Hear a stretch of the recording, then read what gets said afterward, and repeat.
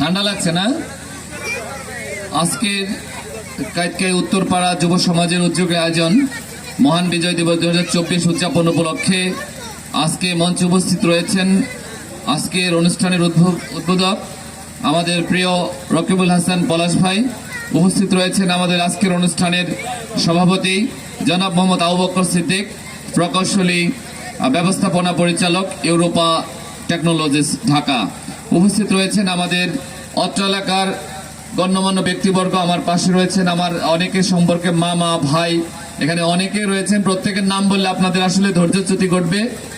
আমি প্রত্যেকে আমাদের মঞ্চের সামনে যারা রয়েছেন, রানা ভাই, মালিক ভাই, বিলাল মামা সহ এখানে যারা রয়েছেন, প্রত্যেকে অন্তরের অন্তঃস্থল থেকে শুভেচ্ছা জানাচ্ছি।